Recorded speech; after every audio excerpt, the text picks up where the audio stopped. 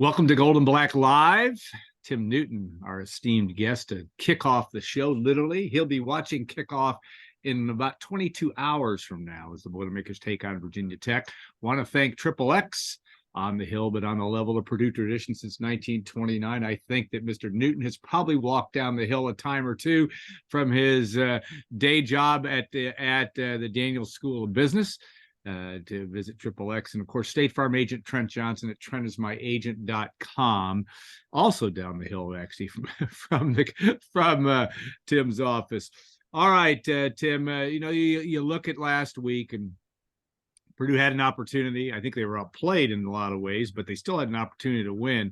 Now we're to week 2, and I'm not sure, we're still I think we are discovering a lot about what we're going to see about this team.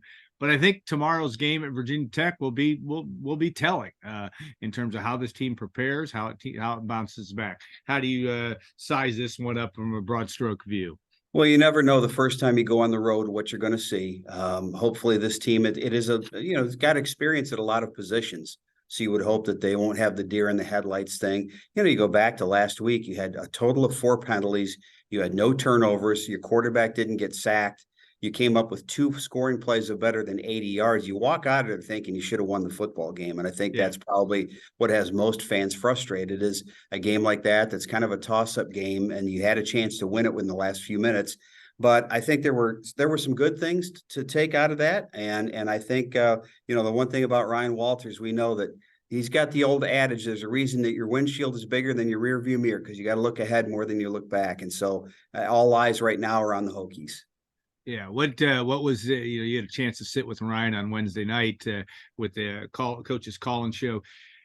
Tell me just about what you see about his demeanor. I mean, I like your comment about looking ahead as opposed to looking back. He seems that way. Seems somewhat stoic. How do you size him up in your times when you're with him?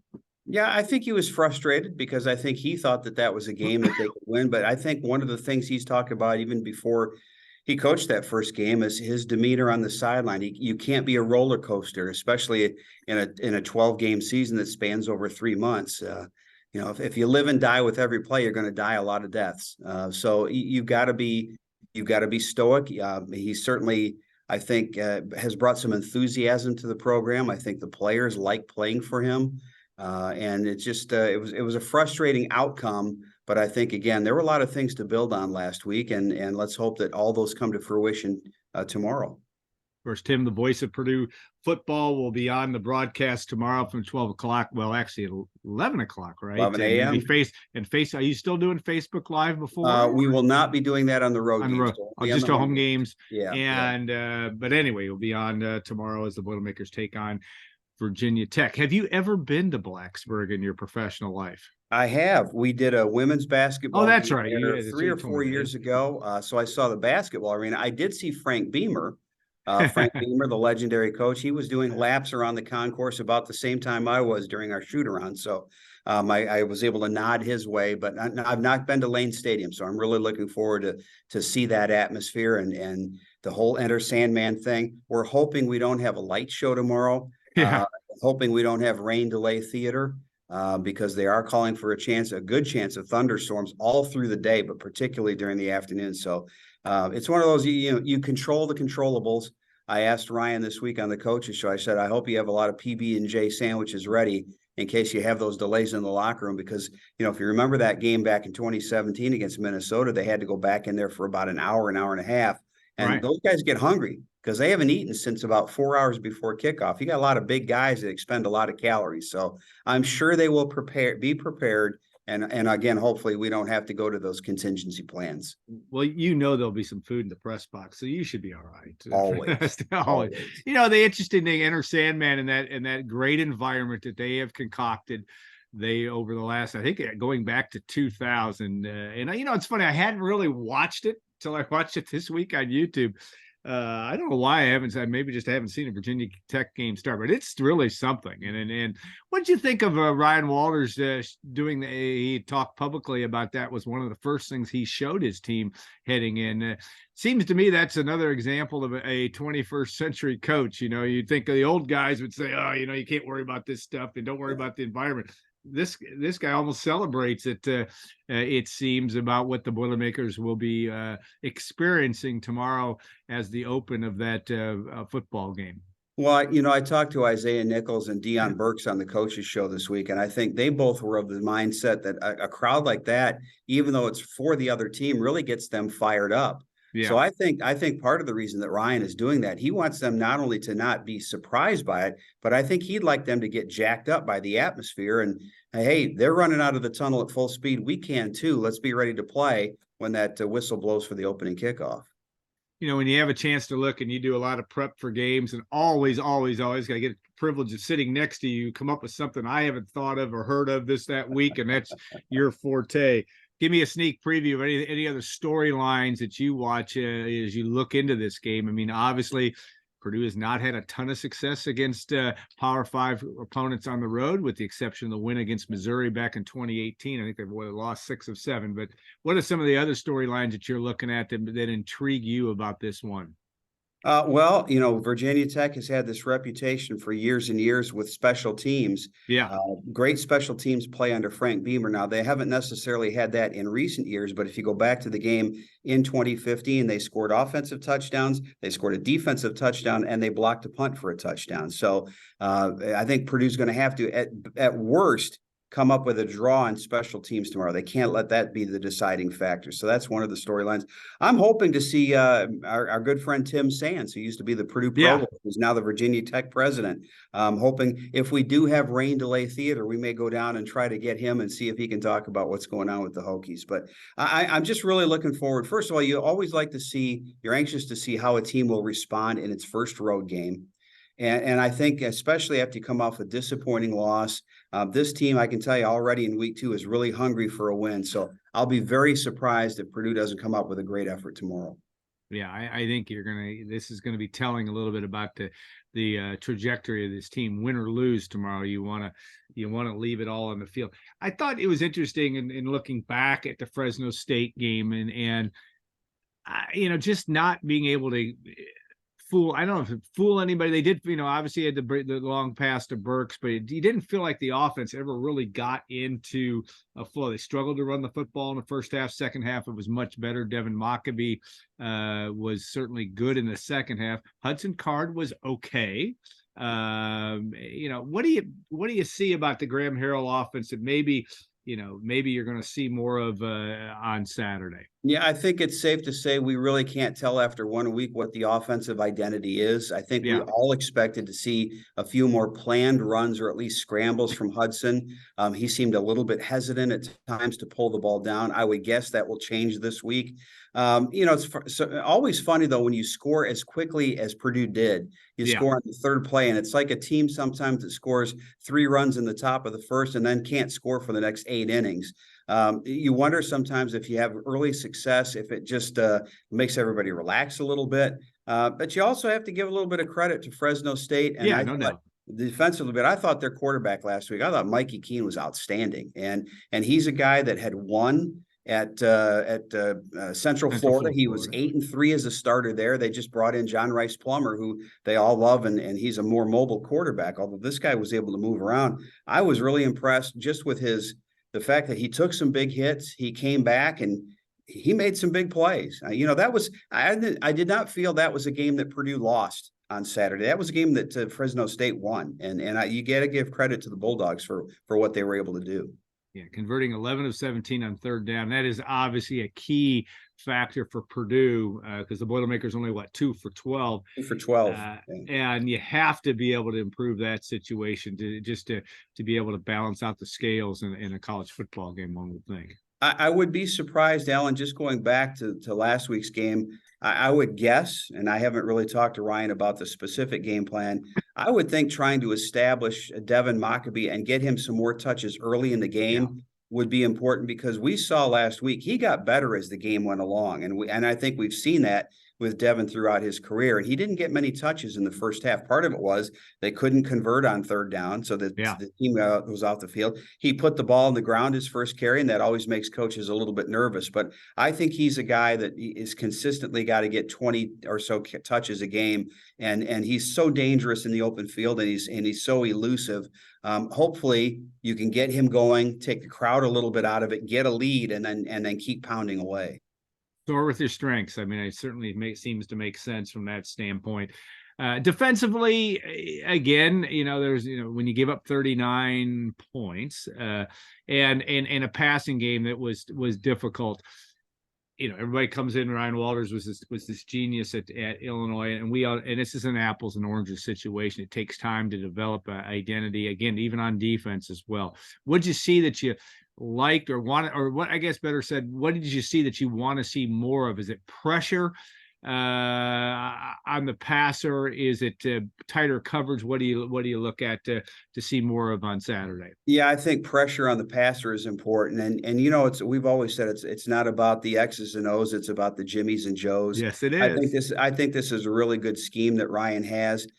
Frankly, he doesn't have the secondary here that he had at Illinois last year, where you've got NFL draft picks and you've got guys that can really play that. You've got guys here that a lot of them have just transferred in. You have one guy that was playing in his very first collegiate game, and it's going to take these guys a while to mesh. So I think until that secondary gets up to speed, it's really important for the Cadron Jenkins and Nick Scortons and all those guys up front. Let's put some pressure on the quarterback. Let's make him uncomfortable and not allow him to stand back and pick things out. The one thing last week that really you noticed is a couple of times Keene would scramble and look like he was going to run and then pull the ball down at the last minute and find an open receiver. So I think the other thing, and Ryan mentioned this a little bit earlier, play to the whistle. Sometimes you assume that as the quarterback starts to pull the ball down, he's going to run, but you got to play out and carry out your assignments. And I think a couple of times, particularly on that touchdown that they ran on the run pass option, which, by the way, if you go back to the film, they had two men ineligibly downfield. That's what Ryan was arguing about. He said there were two guys in the end zone when the pass was thrown. So that's what he was out yelling at the officials about. But I think you've got to get some pressure up front and give that secondary a chance to get settled in. I think the scheme is sound. I think the scheme will work, but it's going to take a while to get that secondary up to speed. It's all about building culture too, and you do that with talent, but you also do that with just making your mark of what kind of program you're going to want to be. And certainly Ryan Walters, that will be a work in progress. It would be for Nick Saban. It would be for anyone that comes in to be able to develop that the way you want. All right, you got to give. I will say this, Alan. You got to give a guy credit. In his first collegiate game as a head coach, 4th and 1 at his own 24, and he goes for it and he makes it. So I think that shows the aggressive mindset that this coaching staff is going to have. Yeah, I think that's true, and I think you can build any number of wins into this season and say what you really want to see is improvement and something that is going to make things build for next year. Now, again, we're not throwing this season out by any stretch yet, but it is. I think a critical thing that, again, this program isn't where it needs to be from a talent perspective or Ryan Walters would like it to be, I wouldn't think. And that's going to be a continuing process. All right, I want to ask you about your weekly prep. Nobody is more prepared for a game, but tell me, what you do. I mean, when do you start to look at stuff? I mean, in terms of putting your board together and putting everything that you utilize so that you can access it in an instant, which you do as good as anybody in a broadcast. Take us through your work week. Well, and it is a work week because I still have a full-time job here working at the Daniels School of Business. So, I'm tied up from 8 to 5 Monday through Friday. To give you an example, when we get to the hotel tonight, I'll have dinner and then I'll actually start working on a chart for Syracuse while I've got a little bit of time. But Saturday night after a game is usually the only time you've got off. Sunday, I start preparation with a numerical chart. And then I have a flip chart. Actually, this is a flip chart for tomorrow. And these, by the way, I got this from Joe McConnell. This is he gave me his spare ones. And so I've just been making copy of those. Figured if it works for him, it'll work for me, and it has worked. So you work on that, and you've got all their stats down. So if somebody catches a touchdown pass, you can tell right away. You've got little notes that you might go through during the game. So that's Monday and Tuesday. Tuesday, I've got to send all of the audio files that I need to our network affiliate and network provider, Learfield. Yeah. So I've got the game open. You've got a preview that you send down for home games. We do a tailgate with a local radio station here. So all that stuff gets done on Tuesday. And then you're going to press conferences. You're watching the other team's press conferences. You're reading the other team's newspapers, watching their websites, catching video. So there's a lot of stuff that goes on, and then usually by about a Wednesday night we have Ryan's radio show, so I find out for a little bit more about what's going on. Tape his pregame show. Then you get to the Friday and you start the cycle all over again, and it's a full thing. You treat it as Jeff Brom used to say, it's really 12 1-week seasons, but. Yeah. If you can't do the preparation, you can't do the job, and no coach would go into a game not having looked at film and not studying. And I think that's the same for us in the booth. So, if you're not, you may not be the most skilled person in the world, but nobody should ever outwork you. That's the way I look at it. And that is your strength, having the, like I said, the privilege to work with you and sit next to you for the home games.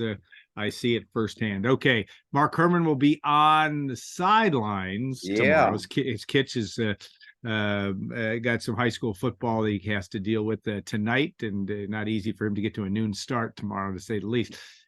Fun to work with Mark, and obviously with Pete Quinn, who is putting an end to his 32 years of broadcasting on the Purdue Radio Network. We'll talk about that crew and what makes it fun to work with this group. Well, we've been around for a long time. You mentioned that this is Pete's 32nd year. It's my 29th year. So we've seen a lot of good times and a lot of bad times. And, we've shared a lot of things off the field. Both of us have lost parents during that time. Yeah. And, you go through some of the personal tragedies. So you get to know everybody on the crew pretty well. Rob Blackman's been with us for several years, and Kelly Kitchell on the sideline. And it's great to have you with us. My son is spotting right now for home games. So that's been fun for me. But yeah, Pete Quinn is an institution. Certainly everybody at Purdue knows Pete, but I don't think there's anybody who's ever done any more or really cared more about Purdue than he does. I said last night at an event in Indianapolis, I know we have a mascot that wears a helmet or wears a hat. The real Purdue Pete, in my mind, is Pete Quinn. And it's going to be a different world next year without him in the booth, but I know he's looking forward to spending more time with his grandkids. Susan wants to get him down to their place in Naples, Florida, a little bit more often, including during the season. So it's time for him to move on to the next chapter in his life. Well, yeah, as I said, he is the personification of Purdue Pete and the job that he does, and he makes it always interesting in the radio booth. He has done that in my years of working with him as well. All right, what do you really expect to see tomorrow? I mean, the odds, are odds makers. It's been a little bit up and down, but 3 points is what it's been as of Friday. But I assume you expect a close game. But what is this one going to come down to? Yeah, just from what I've seen, I watched them play live on TV on Saturday night because you like to get a feel for how they are. And the sense I got is these are two teams that are pretty evenly matched in terms of talent. I think the one thing you don't want to let happen if you're Purdue is let them get off to a fast start and get the crowd into it. You wonder if it's a little bit of a stormy day or a little bit of an overcast day. A, is that going to keep some people away? And B, if you can get an early lead, can you send some of those people home early and then completely take the crowd out? So I think, as always, a fast start is important. But I think for Purdue, establishing a little bit of time of possession, getting the ball and getting some drives together. Although, if you can pop another 80-yard touchdown, we'll take those too. But I think Devin Maccabee's a big key tomorrow because I think you want to run the ball. You always want to try to take the crowd out of a home game for them. And so I'm anxious to see. I'm really anxious to see how this team bounces back. Very disappointed last week in the outcome, but I think, again, a lot of things to build on. And as I tell coaches all the time, the world can change a lot in 3 hours. Yeah, no doubt. And the next 3 weeks, one thing we did see in Ross-Ade Stadium, I think you have to give a lot of credit to the renovation, and it's going to be fun in Ross-Ade the next 3 weeks. 2 of the 3 games are at night. Maybe the third one will be 2, though I don't know when that's going to be determined with Illinois. But my point is, there's a lot to be. Fans are coming to games, and And I think you're going to see that throughout the course of the year, just that the way that Ross 8 Stadium was put together. Yeah, I know it was a really hot day, and we didn't really realize that. Sometimes when we're in the box and the sun goes back behind us, Yeah. it wasn't until we walked out of there afterward that we understood how hot it was. So I appreciate everybody who did stick around. But I've heard almost nothing but positive reviews about the way the stadium looked, about the new renovations in there, and I think I can't wait to see it under a night atmosphere. Yeah. We're going to be sold out next week for the Syracuse game, and the fans always have a little more time to celebrate beforehand on a night game. So I'm sure the atmosphere will be electric, and looking forward to, if you can get this game tomorrow. You got 3 games in a row at home, and they're big games. They're all 2 of the 3 are conference games.